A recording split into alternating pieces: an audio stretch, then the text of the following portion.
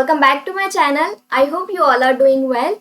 So we have been doing this series since a long time and it is our video number 29. I hope you are liking this series and hopefully you are getting to learn new concepts through this.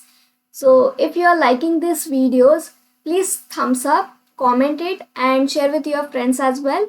And also don't forget to subscribe my channel, and there is one Telegram group of the Galaxy of Electrical Engineering. So I will just put the link of that Telegram channel into the comment section. Please join it for further notification purposes. So without a further ado, let's begin with the video. So our first question of this video is, in a high voltage DC transmission scheme, reactive power is needed both for the rectifier at the sending end and for the inverter at the receiving end. During the operation of such a DC link, the rectifier receives dash. So these are the options. Let me draw one figure for you. We have two different elements, right? First one we have here is rectifier and second one we have here is inverter. Rectifier is at sending side and inverter is at receiving side. So हम उसका एक figure draw कर लेंगे so that you are going to get clear picture. So guys, मैंने already यहाँ एक figure draw कर लिया है. So as you can see कि rectifier और inverter, rectifier किस side में connected है? Rectifier AC side में connected है. Inverter किस side में connected है? Inverter load side में connected है. ठीक है. So as rectifier is connected to AC side, so AC side में रिएक्टिव पावर कैसा रहेगा? Reactive power will be always lagging reactive power. ठीक है. सो जो रेक्टिफायर है वो कहाँ कनेक्टेड है? Rectifier is connected to AC side and inverter is connected to load side. So as you know कि एसी साइड में will be having power factor. So power factor कैसा होने वाला? It is going to be the lagging power factor because it is AC. AC के लिए there will be three different scenarios. First one is highly resistive, second one is highly inductive and third one is highly capacitive. ठीक है. So AC side है ना, so AC side में mostly there is going to be the more inductance. ठीक है. There is going to be more dominating part which is nothing but inductance. So inductance क्या करेगा? There is going to be the lagging of power factor. If there is lagging of power factor, then we are going to get lagging reactive power. And lagging reactive power is present over the AC side. So अगर AC side में lagging reactive power है, then it is going to give to the rectifier. ठीक है. जो power requirement है rectifier का, वो कौन सा power होने वाला है? It is going to be the lagging reactive power. So AC side is going to give lagging reactive power to the rectifier and rectifier is going to receive the lagging reactive power. ठीक है. Now second one is we have inverter on load side. So whenever there is a requirement of leading reactive power, then we might think about the inverter. Inverter क्या करेगा? Inverter is going to supply leading reactive power to the load. ठीक है. If I have to draw here waveforms, so I can draw here. It is going to be, this is going to be our voltage V and lagging है ना, so lagging के लिए there is going to be the lagging of current. See, this is going to be I. This is for rectifier. And next one, inverter के लिए अगर मैं waveform draw करूँ, then how I am going to get? This is going to be current and current is going to lead and voltage is going to lag behind. And this is going to be I and this will be V. ठीक है. So inverter क्या करेगा? Inverter is going to supply leading reactive power to the load, but rectifier is going to receive the lagging reactive power. So it is in option number A. So option number A is only correct answer for this. So I hope आपको ये समझ में आया होगा. So moving towards next question. So our next question is, the transmission lines are transposed to dash. So options are reduced copper loss, second one is reduced skin effect, third one is prevent interference with neighboring telephone lines, and last one is prevent short circuit between any two lines. So we have certain information regarding the transposition of transmission line. So let's discuss it. So this is the chart regarding that. So transposition of line, हम क्यों करते हैं transposition of line? To get the same value of inductances and capacitance. ठीक है. So one by one हम discuss करेंगे. Left side में आप देख सकते हो that there is going to be line configuration. उसके बाजू में आप देख सकते हो inductance per phase, then we have voltage per phase and then we have interference.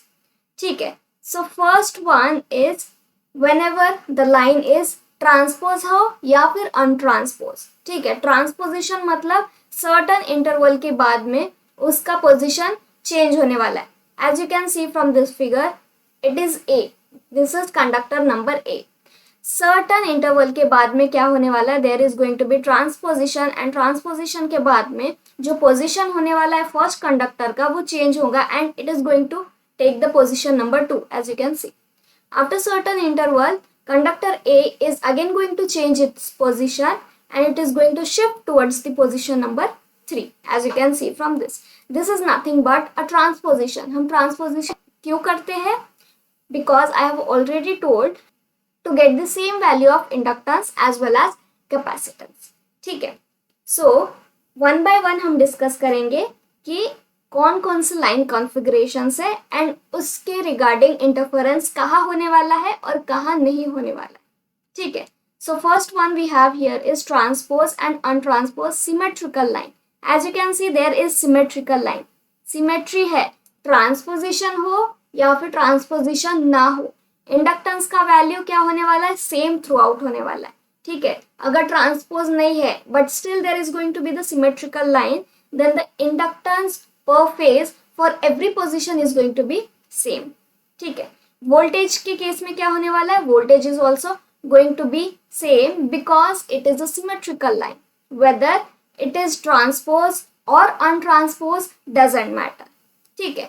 क्या यहाँ interference होने वाला है? So interference is not going to exist for symmetrical line. क्यों exist नहीं करेगा? Because there is going to be the equal inductance value. There is going to be the equal voltage value per phase. So because of that reason only there is not going to be any interference for symmetrical line.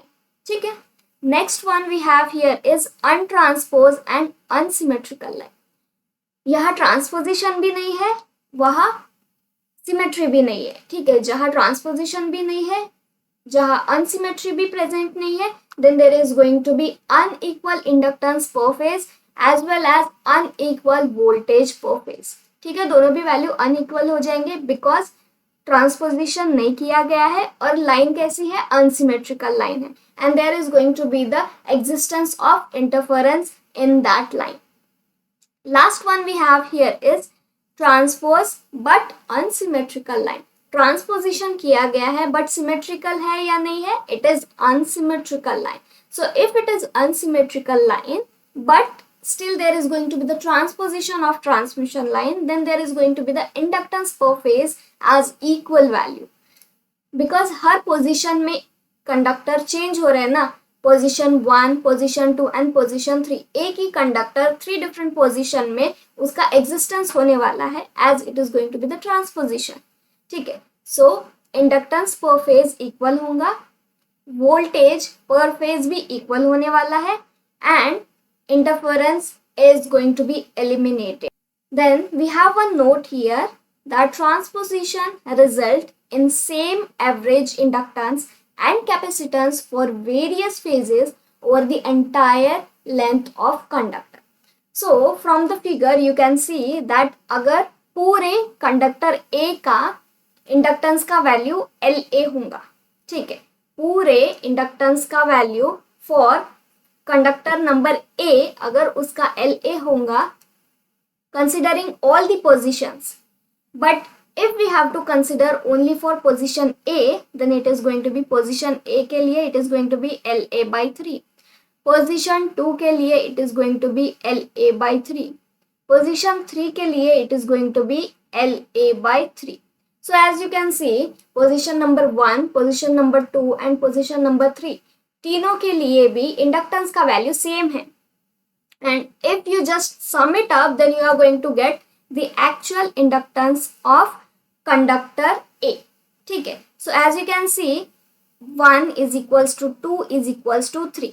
So transposition results in same average inductance. अगर हम इनका average निकालेंगे ना, what we are going to get? We are going to get same average because it is a long transmission line. We have to change the position, getting the average values, and average value क्या आने वाला? It is going to be LA/3. So each inductance for each position it is going to be LA/3. इनका average same होने वाला है, and not only for inductance value, we are going to get the same average value for capacitance as well. ठीक है, capacitance का भी जब हम ट्रांसपोजिशन करेंगे तो not only inductance is going to be changed, there is going to be the change in capacitance value as well. ठीक है, for various phases over the entire length of conduct. I hope आपको ये transposition का topic समझ में आया होगा. So moving back to our question, हमारे क्वेश्चन में क्या पूछा गया है? That transmission lines are transpose to dash.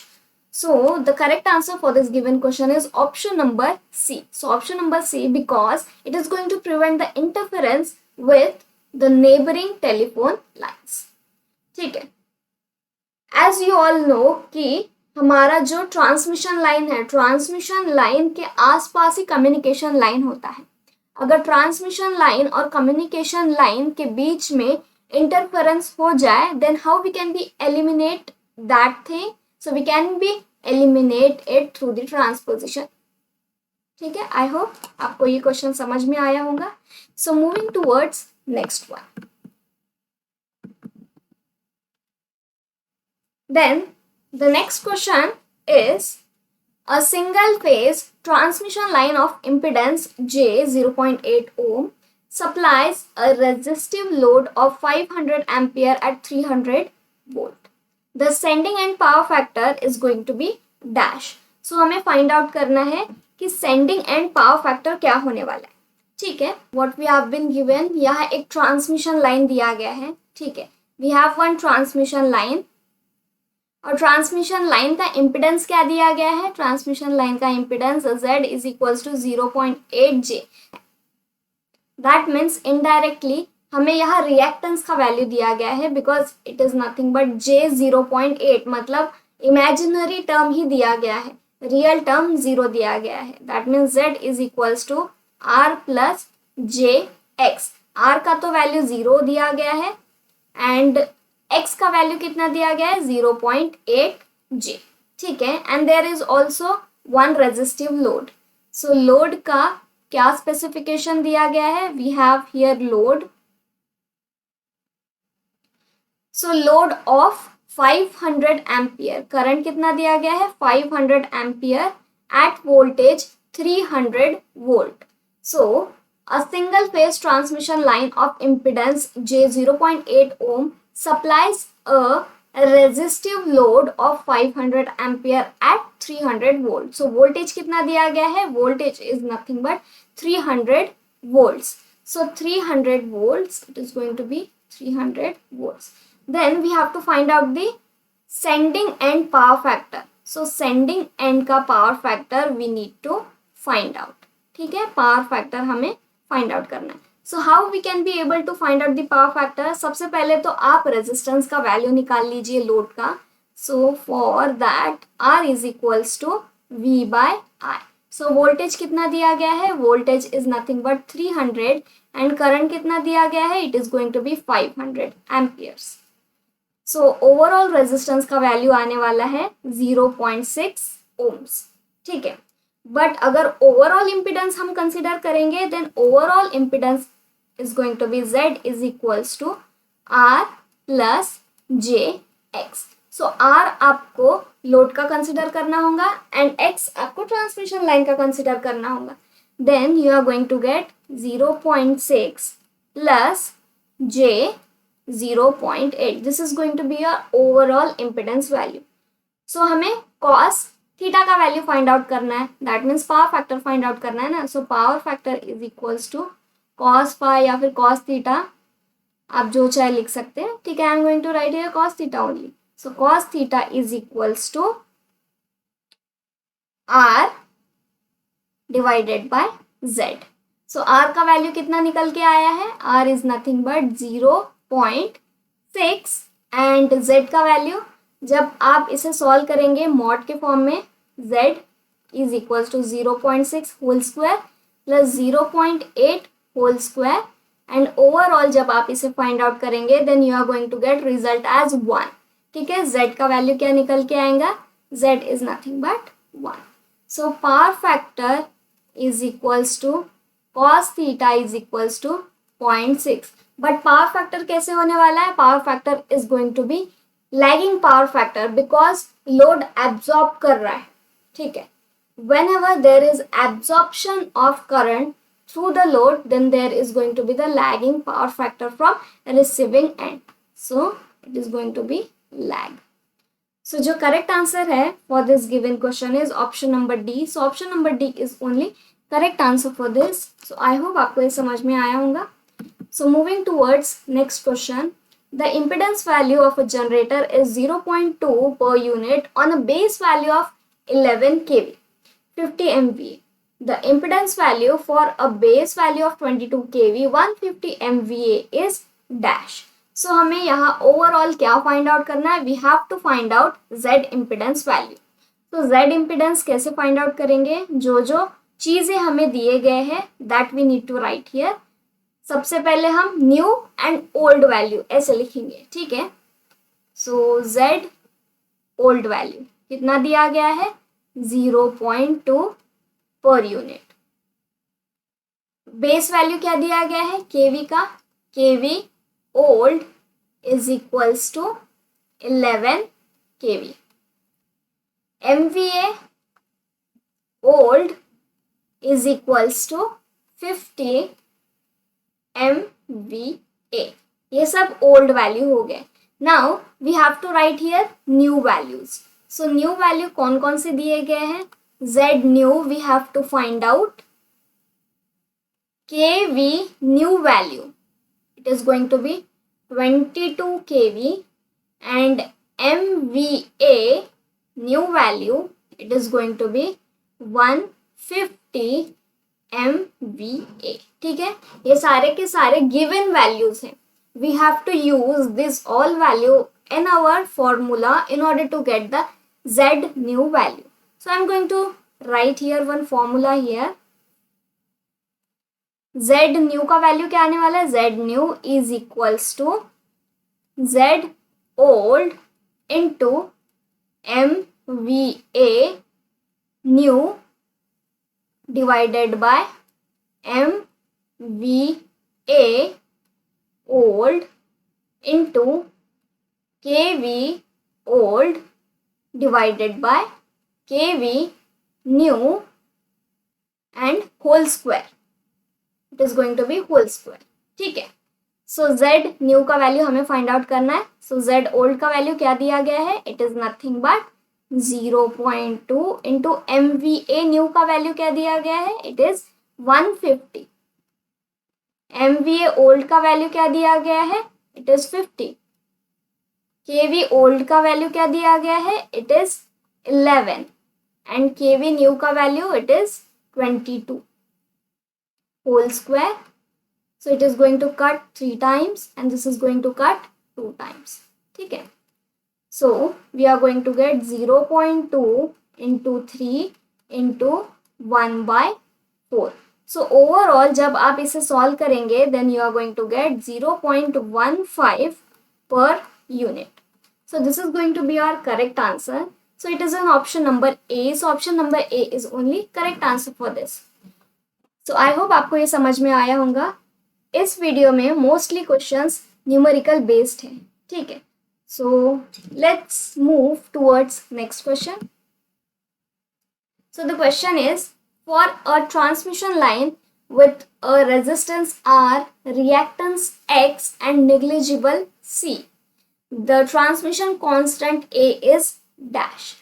So as you all know कि यहाँ हमें कौन कौन से वैल्यूज दिए गए हैं. There is one transmission line and transmission line के लिए आर का वैल्यू कंसिडरेशन में दिया गया है, एक्स का वैल्यू भी कंसिडरेशन में दिया गया है, बट सी का वैल्यू निग्लिजिबल दिया गया है.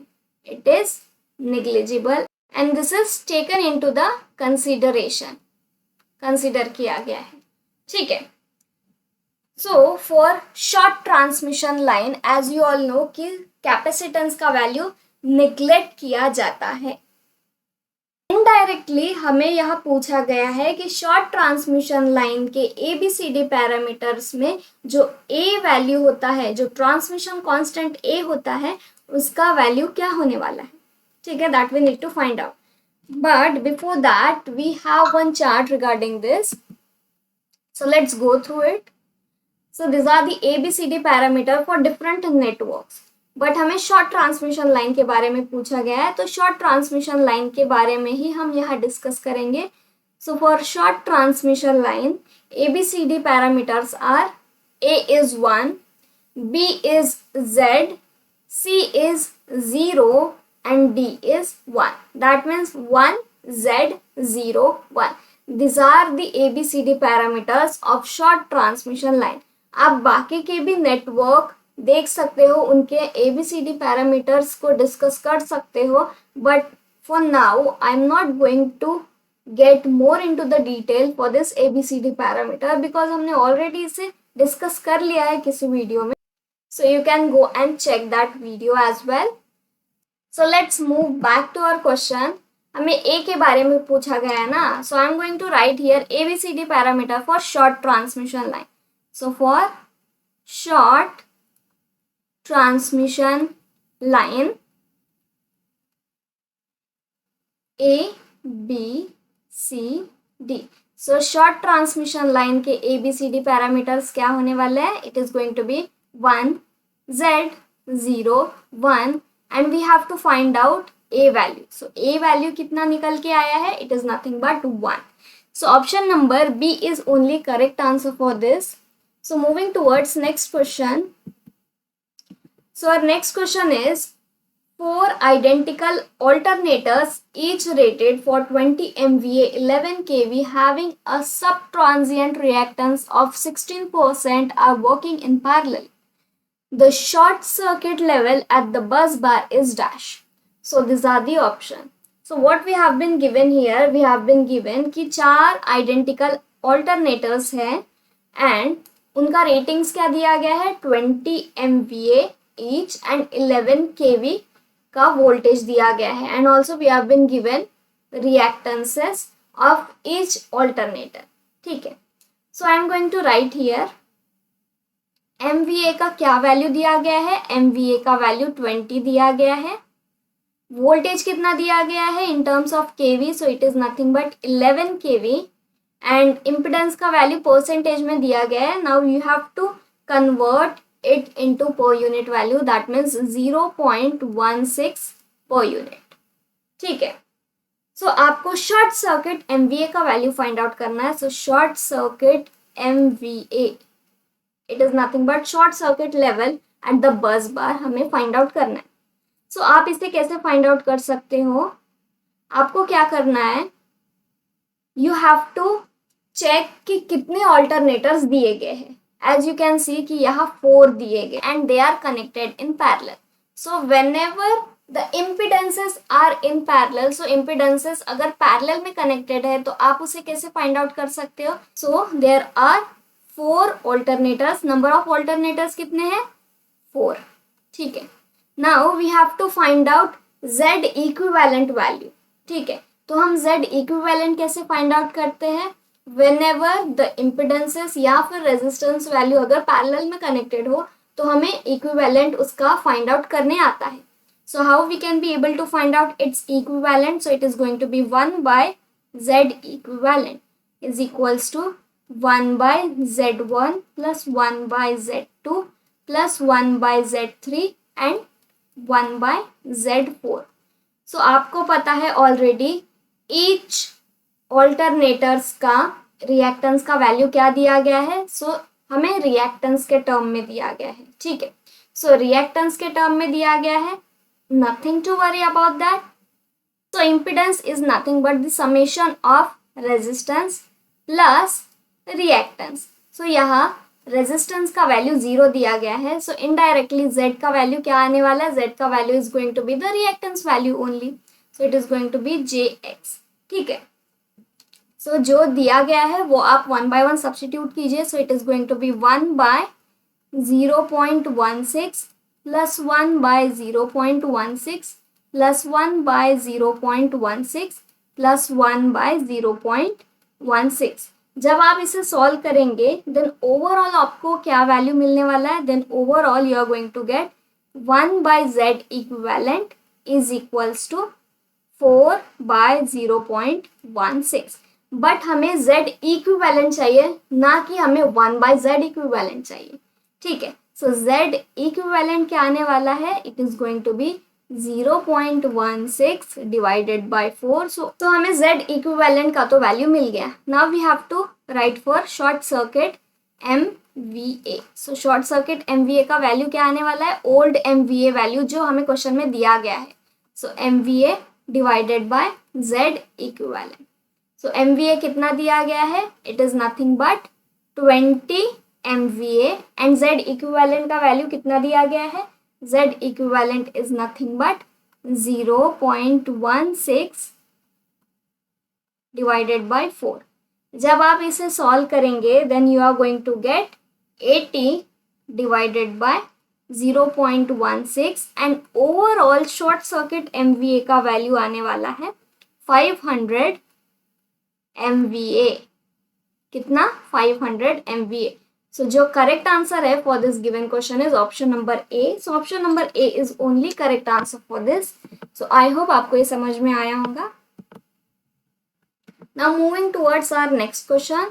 सो the question is consider the network shown in the following figure. The bus number and impedances are marked. The bus impedance matrix of this network is dash. So we have been given this network. So इस network में क्या दिया गया है, we have here 3 different nodes. Node number 1, node number 3 and node number 2.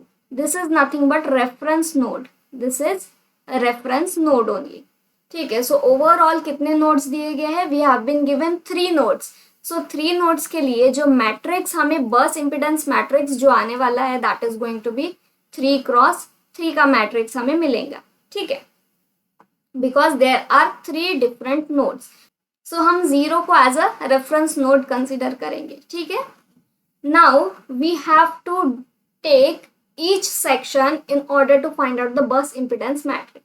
So सबसे पहले हम section number 1 से start करेंगे। आप यहाँ numbering दे दीजिए। This is going to be first, this is going to be second section and this is going to be third section, ठीक है। Starting with the section number 1. So section number 1 कैसा दिया गया है, this is going to be the network for section number 1. It is 1 and this is the reference 0. इसका जो impedance value है वो कितना दिया गया है, it is 1 per unit, ठीक है।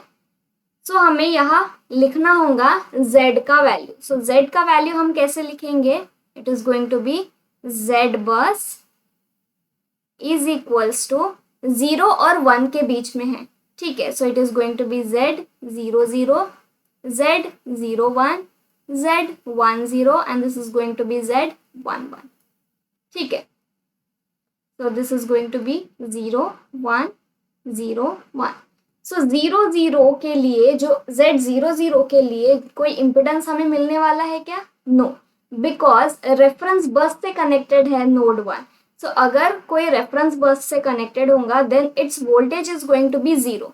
अगर वोल्टेज 0 रहेगा then impedance Z is equals to V by I का वैल्यू हमें ऑटोमेटिकली 0 मिल जाएगा, बिकॉज V का वैल्यू कितना दिया गया है, V का वैल्यू 0 दिया गया है। सो in case of Z 0 0, Z 0 1, Z 0 0, Z 0 1, Z 1 0, इन सारे के सारे वैल्यूज हमें 0 0 0 मिलेंगे except for Z 1 1, because Z 1 1 का वैल्यू हमें एज अ 1 मिलने वाला है। सो ओवरऑल अगर Z बस का वैल्यू मैं लिखूं then we are going to get Z 1 1 which is nothing but 1 only, ठीक है. So this is going to be our bus 1 and this is going to be the reference figure. ठीक है, ये first figure है हमारा. Now next figure में क्या होने वाला है, there is going to be the addition of new network to the old network. So new network हमारा कहाँ से कहाँ तक होने वाला है, it is going to be from 0 to 3. So already हमारे पास ये नेटवर्क था and now moving towards new network is this one. ठीक है, सो ये है node number 1, this is node number 0 and this is going to be the node number 3. So इनके individual इंडक्टेंसेस होते हैं एंड उनका वैल्यू है 1 एंड हियर वी हैव 2. ठीक है, सेक्शन 2 को हमने एड ऑन कर लिया with the section number 1. So जब हम इसका इम्पिडेंस फाइंड आउट करेंगे then what we are going to get, we are going to get Z bus. ठीक है, so Z bus this is going to be our new value. ठीक है, so it is going to be new value when we have to add the section number 2 with the section number 1. So it is going to be Z11, Z13, Z31 and Z33. ठीक है, so it is going to be for 1, 3, here also 1 and here also 3. So आपको Z बस के matrix में fill up करने होंगे सारे के सारे वैल्यूज. सो Z11 का वैल्यू क्या आने वाला है, Z11 is nothing but impedance का वैल्यू क्या दिया गया है, it is 1. So here we have to write 1. Z13 का कोई कनेक्शन है क्या, कोई भी कनेक्शन नहीं है between Z1 and 3. So it is going to be 0. Z3 और 1 का कोई कनेक्शन है क्या, no connection. So it is going to be 0 as well.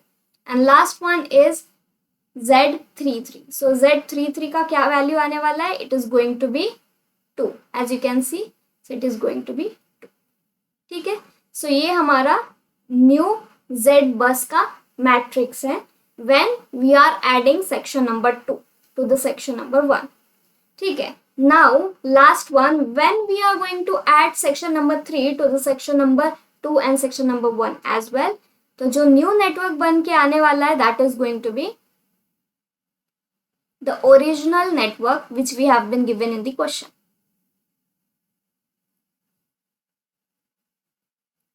This is going to be 1, node number 1, node number 3 and node number 2. This is going to be the reference node. इनके impedances के value क्या दिए गए हैं, 1, 2 and 3. So now जो आपको section 2 add करने के बाद जो मैट्रिक्स मिला है that means this one. This you have to write first. It is going to be 1, 0, 0, 2. यहाँ 3/3 का मैट्रिक्स आने वाला है. ठीक है, 3/3 का मैट्रिक्स आएगा. Now the remaining term, this one, here and here as well. ठीक है, तो आपको यहाँ क्या करना होगा, you have to just copy and paste. So copy paste किस चीज़ का होने वाला है, so copy paste कुछ चीज़ों का होने वाला है. हमने सेक्शन 2 ऐड किया है. ठीक है, so this is going to be 1, 3 and 2, 1, 3 and 2. Section 2 को ऐड किया गया है विद द सेक्शन नंबर 3. ये जो एलिमेंट्स दिख रहे हैं आपको 0 and 2, सेम एलिमेंट आपको यहाँ कॉपी करने होंगे एंड जो एलिमेंट आपको इस रो में दिख रहे हैं same element you have to copy here as well. ठीक है, so it is going to be 0, 2. Similarly यहाँ नीचे 0 and 2 और जो लेफ्ट ओवर सेक्शन है उसे हम अभी लिखेंगे. Now we have to write for last element. So last element क्या होने वाला है, Z22 का वैल्यू हमें लिखना होगा. ठीक है, सो Z22 का वैल्यू हम कैसे लिख सकते हैं, Z22 is equals to Z23 plus the last element of the second section is equals to Z33 dash. ठीक है, तो ये आपको मॉडिफाइड वैल्यू मिलेगा Z22 का, it is going to be the new value. ठीक है, सो Z23 का वैल्यू क्या निकल के आया है, Z23 का value after the addition of new network to the old network आपको मिलता है 3. ठीक है, it is going to be 3 plus Z33 ये value it is going to be 2. So overall आपको क्या मिलेगा, it is going to be 5. तो यहाँ आपको मिलता है 5. ठीक है, but it is not in proper manner. यहाँ 1 3 2 दिया गया है, ना कि 1 2 3. सो हमें प्रॉपर मैनर में लिखना होगा. सो प्रॉपर मैनर में लिखने के बाद में जो हमारे पास रिजल्ट आता है, it is nothing but Z बस का जो न्यू वैल्यू आता है, it is nothing but 1 0 0 0 5 2 0 2 2. So this is going to be our new matrix. So it is in option number C. So option number C is only correct answer for this. So I hope आपको ये समझ में आया होगा. So moving towards our next question. So our question is, in a power system with negligible resistance, the fault current at a point is 8 per unit. The series reactance to be included at the fault point to limit the short circuit current to 5 per unit is dash. So हमें क्या find out करना है? We have to find out the value of Z. Series inductance का value हमें find out करना है in order to limit the short circuit current to 5. पहले short circuit current का वैल्यू कितना दिया गया है, it is nothing but 8 value. So अगर हमने कितने स्पेसिफिकेशन का सीरीज रिएक्टेंस इंक्लूड कर दिया ताकि हमारा जो फॉल्ट करंट 5 पर यूनिट तक जा सके.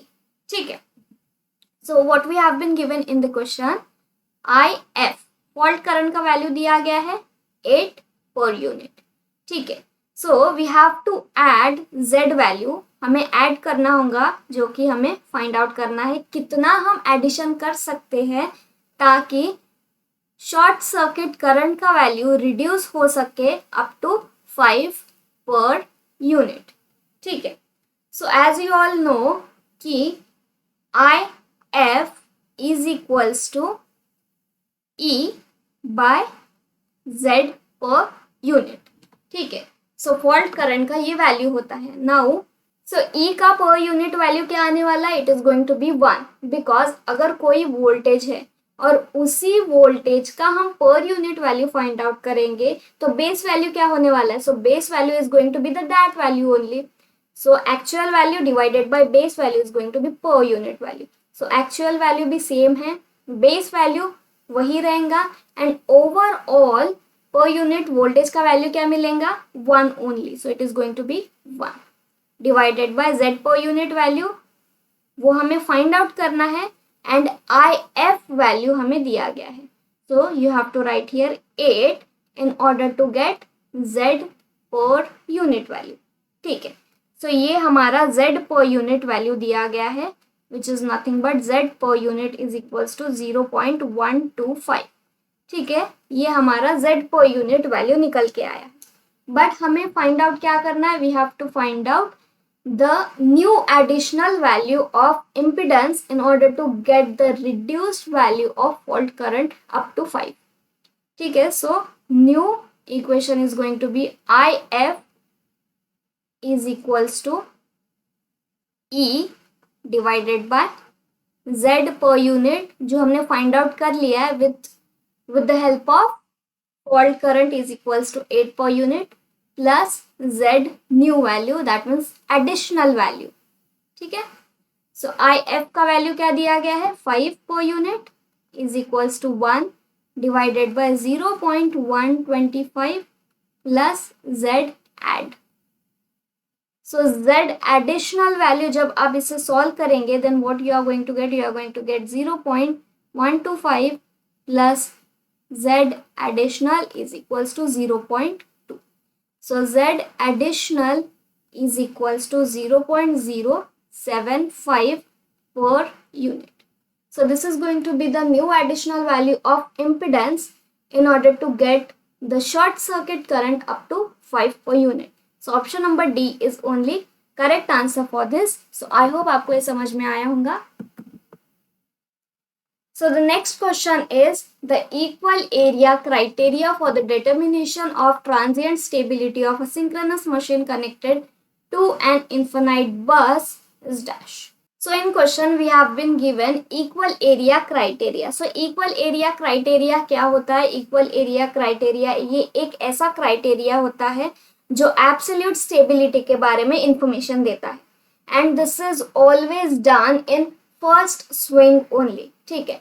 So if I have to draw here one waveform, it is going to be something like this. First swing long होने वाला है and slowly it is going to decay. ठीक है. So अगर हमें इक्वल एरिया क्राइटेरिया से find out करना होगा stability, then it is going to be done only in the first swing. So जो फर्स्ट स्विंग होगा वही हमें इक्वल एरिया क्राइटेरिया का इंफॉर्मेशन दे सकता है. ठीक है. सो जो इक्वल एरिया क्राइटेरिया होता है ये यूज किया जाता है in order to determine the transient stability, या आप उसे एब्सोल्यूट स्टेबिलिटी कह सकते हैं. एब्सोल्यूट स्टेबिलिटी के लिए हम इक्वल एरिया क्राइटेरिया यूज करते हैं, but during the determination we have to ignore two things. ठीक है. सो कौन कौन से चीजें हम इग्नोर करेंगे whenever we are studying equal area criteria? We have to ignore the resistances value. What we have to ignore? We have to ignore the resistances value. But कौन से resistance हम ignore करेंगे? We have to ignore the line resistance value as well as synchronous machine resistance value. So line का resistance value हम ignore करेंगे, line का, and synchronous machine का resistance value हम ignore करेंगे. ठीक है, ignore. सो किस ऑप्शन में आपको ये दिख रहा है? So it is in option number A. So option number A is only correct answer for this. So moving towards our last question. So our last question is a voltage of 1000 kV is applied to an overhead line with its receiving end open. If the surge impedance of the line is 500 ohms, then the total surge power in the line is dash. So हमें question में क्या दिया गया है? We have been given voltage का value as well as surge impedance का value. ठीक है, बट रिसीविंग एंड ओपन किया गया है. ठीक है. सो रिसीविंग एंड कैसा किया गया है? It is going to be open, but still we have to find out the total surge power in the line. So it is going to be surge impedance loading is equals to V square by Z. So voltage कितना दिया गया है? It is nothing but 1000 kV whole square divided by 500 ohms. ठीक है. जब आप इसे solve करेंगे then what you are going to get? You are going to get 1000 into 1000 MW divided by 500 2 times, and you are going to get 2000 megawatts. So surge impedance loading का value क्या निकल के आता है? सर्ज इम्पिडेंस लोडिंग का value आपको मिलता है 2000 megawatts.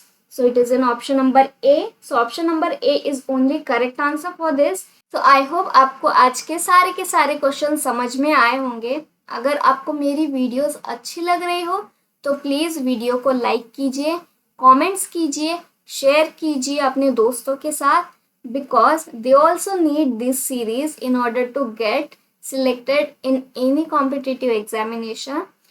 एंड अगर आपने मेरे चैनल को अब तक सब्सक्राइब नहीं किया है तो सब्सक्राइब कीजिए, and don't forget to hit the bell icon for further notification. There is one Telegram group as well of, तो मैं उस टेलीग्राम चैनल का लिंक आपको कमेंट सेक्शन में प्रोवाइड कर दूंगी, तो प्लीज़ आप उसे ज्वाइन कीजिए ताकि आपको सारे के सारे नोटिफिकेशंस मिलते रहे. सो मिलते हैं हमारे नेक्स्ट वीडियो में. So keep learning, keep studying, and thank you guys.